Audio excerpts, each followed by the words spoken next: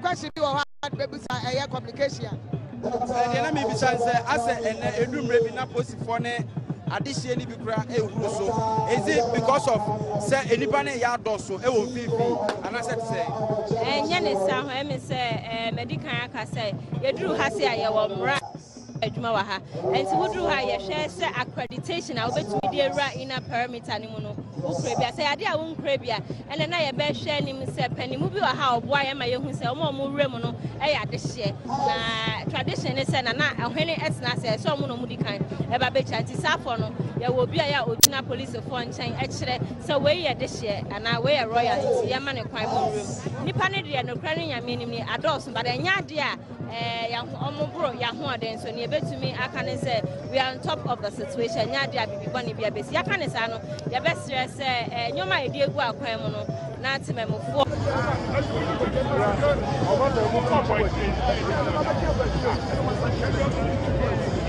so won be quite which meant yes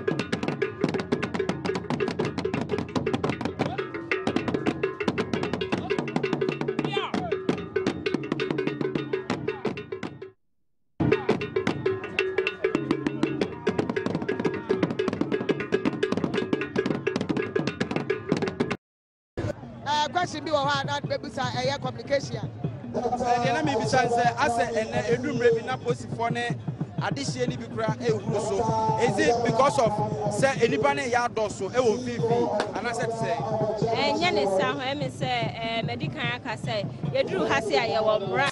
adwuma wa ha enti woduru ha ye hwe say accreditation a obetumi de ra ina perimeter ni mu no ukure bia say ade a wo nkure bia ene na ye be hwe nim say panimu bi wa ha oboa ye ma ye hu say omo wure mu no e ya adehye na tradition ne say na ahwene etna say so omo no mu di kan e ba be chanti safo no ye wo bia ya ogina police for nchen e kire say we ye dehye ana we ye royal nti ye ma ne kwan mo room nipa ne de no kra ne nyame nim ni adults but enya ade a ya omo bro ya ho aden so ne betumi aka ne say we are on top of the situation nya ade a bibi boni bia besi aka ne sa no ye be stress nyoma edi egu akwan mu no na tememfo ene impo won amu ya dehye no omo ni suma ye say de ba ye nkonya asembia ewo dwumede ase o kan say me kai say mo sheda me announcement say etuotuo no ene nkan sheda so ase amanfo to aneto denim say mpanimfo so ewo kuremu a mo hwe se anbambo nsemi bia be konkan etu no mototo no ha mo adwe etu na ye tune de ne mpanimfo ma meti ase ne se na ese ye enura ne enura chi ene monday ne na echine mo pa bi se ho no no na sa mamre no e wo ho no na so anape me ba ye no me amehu bi e ma me bisa me mpanimfo ma mama ti ase se e bebe mu ba ko mienu bi but omo ne ye chairman of the committee for the funeral no etna sibiem no mama omo ati ase se baby yedu no mama ye nyantie se dede no ebeba kra nya ade a ebeba no bebre su se nte ade a ye nidi ene nso echi a ye hwe se entoma ewie mu kwa adwube mu de nya ade a ebeba so bebre se de hu na nape ye beda wase ASP Juliana Obey ene kasamafo ema Asante Mantam posi adwumakuo no ena ote se ye ne no edi enkomo empanifo de bebre gusua ewo fidua mu ache se ene enkomodie no ene yabobi abobia eguso ebobi ene ade okai kane soafo a na ono ehwe omei edwadie so Dr. Eccles Gabra penin so atimi aboanan aba ache se wababechia otumfo abema na kafra doc wo menchen doc yebema akwa baba Adom TV ejiboso apomboko Naminado, enwe. Enim se asem eto asantimani a na ato omamu ni nyina ni. Waya ma na ye fe watimi aba. Oda ma oba ye se na osi huniom. Oh, ha menhia otumfo ne ahime mi tambia asem si ha na wo ye ho edwuma. Wo ye ma wo ye fe. Eda ona wo ye edwuma ma otumfo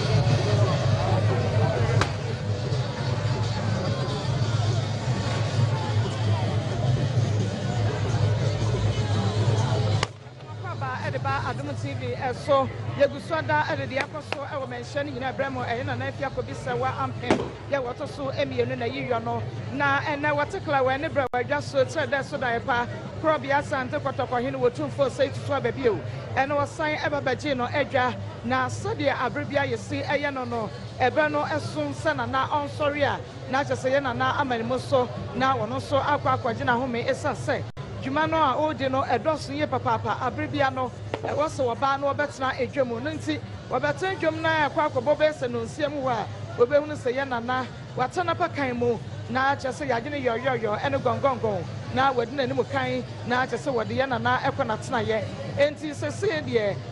wapem so no ankasa de ade ato na ni no ankasa sese watana pakan mu ye yama ne so na wo him ne nsa na chese wode ema omanfo baba itrese enadwumadie no ayede ebedi ye no ni nyina ekona wieye ni nyina ekona wieye sa pepepe enete no nti sese de na etena pakan mu ya yede no ekro na etena pakan mu ya yede no ekro na etena pakan mu sese wo mane mu so na se de mpanimfo sika ye no yese wo pani adware wi a na ensu asa enti se opem so no akasa ene wo mane mu so sori na adwamu a na chese ye de dwumadie no pompon so ni nyina da akwa koku na se de enne esitie no enne eye ya wada na wo Asante amamre mu no de enke beka ne se ya wada ene ye ye enti ebra ye na na afia ko bisa wa ampem wɔtɔ nananom ɛwɔ ensiadoɔ na efiri edafiada ye beta ase memene da ye bai kwasiada dwada benada enewupiada enra ɛna na ya wada ne nyina na kyesa ɛsɛ ye na na ɛda empamu na yesu no na enne ɛna ɛyɛ ayi kɛseɛ no ɛno nti sɛ wohwɛ ɔpem soɔ na fadeɛ no a na ɛyɛ kɔbene ɛna ɛnɛ ye na na wotutu ye na odi egu soɔ na wohwɛ ne kɔn so a wohu ne sɛ yanwo no brɛ ɛde asan ne kɔn mu no saa ɛhyɛ ne kɔn mu na ɛno ɛkyɛ sɛ n'ani abre brɛ no ɛkyɛ sɛ yɛ nana n'ani abre ɛna ne kyɛ a ɛhyɛ no nso ɛkyɛ ne fa ɛne fa no wohu ne sɛ yɛde emoko ɛhyehyɛ kyɛ ne fa emoko nti awanteɛwa bi no ano ɛyɛ yie papaapa ɛno nso ɛkyɛ sɛ n'ani ayɛ ne yayaaya na kyɛ sɛ adeɛ ato n'ani ɛno nti sɛdeɛ da bia no yɛsi ɛyɛ no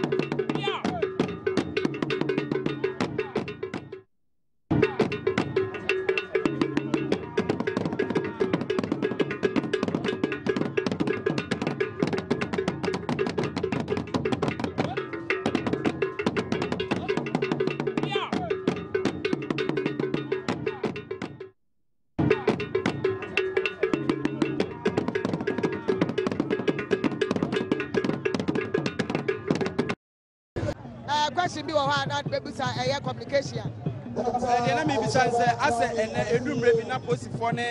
adehyɛ ni bi kura ehuru so. Is it because of sɛ enipa ne yɛ adɔso ɛwɔ mfimfini anasɛ te sɛ. Ɛnyɛ ne sa ho ɛmi sɛ medikan aka sɛ yɛduru ha se a yɛwɔ mmara adwuma wɔ ha. Ɛnti woduru ha yɛhwɛ sɛ accreditation a wobɛtumi de ewura inner perimeter ne mu no. Ukre bia sɛ ade a wo nkre bia ɛna na yɛbɛhwɛ nim sɛ panimu bi wɔ ha ɔboa yɛ ma yɛhu sɛ ɔmo wura mu no ɛyɛ adehye na tradition ne sɛ na ɛhwene ɛtena sɛ sɛ ɔmo no mu di kan ɛba bɛkya nti saafo no yɛwɔ obi a yɛ ogyina policefoɔ nkyɛn ɛkyerɛ sɛ wei yɛ dehye ana wei yɛ royal nti yɛma ne kwan mu wura nipa ne deɛ no kra ne nyame nim ne adɔɔso ba ɛnyɛ ade a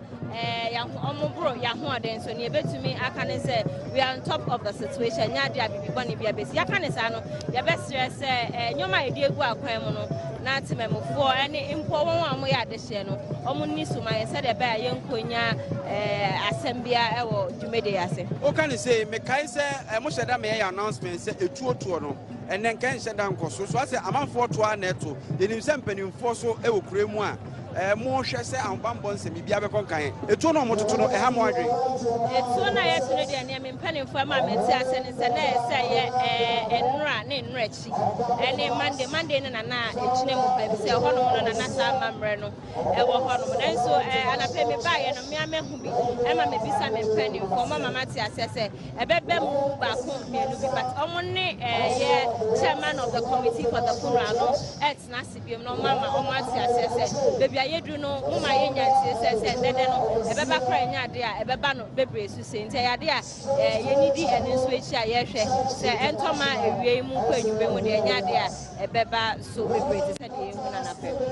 ye beda wase ASP Juliana Obey ene kasamafo ema Asante Mantam posi adwumakuo no ena ote se ye ne no edi enkomo empanifo de bebre gusua ewo fidua imu ache se ene enkomodie no ene yabobi abobia eguso ebobi ene ade okai kane soafo a na ono ehwe oman adwadie so Dr. Ecos Gabra penin so atimi aboanan aba ache se wababechia otumfo abema na kafra doc wo menchen doc yebema akwa baba Adom TV Ejimuso apomboko Naminado enwe yenim se asem eto asantimani a na ato omamu ni nyina ni wayama na yefe watimi aba odama oba ye se na osi huniom ha menhia otumfo ne ahimem se tambia asem si ha na wo ye ho adwuma wo ye ma wo ye fe eda ona wo ye adwuma ma otumfo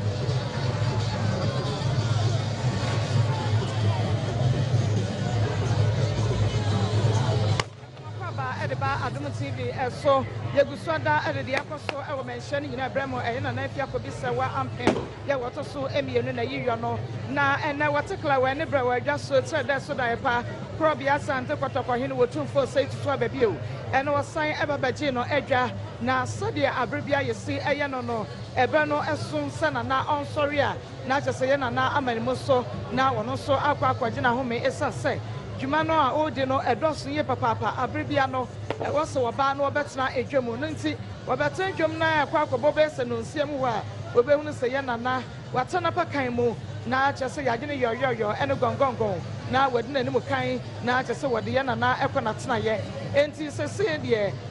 wapem so no ankasa de ade ato na ni no ankasa sese watana pakan mu ya yama ne so na wo him ne nsa na chese wode ema omanfo baba itrese enadwumadie no ayede ebedi ye no ni nyina ekona wieye ni nyina ekona wieye sa pepepe enete no nti sese de nana etena pakan mu ya yede no ekro nana etena pakan mu ya yede no ekro nana etena pakan mu sese wama ne muso na se de mpanimfo sika ye no ya se wopani adware wi a na ensu asa enti se opemso no akasa ene wama ne muso sori na adwamu a na chese ye de dwumadie no kwamponso ni nyina da akwa akoku na se de enne esitie no enne eye ya wada na wo Asante amamre mu no de enke beka ne se ya wada ene ye yie enti ebra ye na afia kodisa wa ampem wotso na nanom ewo ensia do na efri edafiada ye beta ase memene da ye bai kwasia da dwada benada ene wupiada enra ene na ya wada ni nyina na chese ise ye na eda empemu na Yesu no na enne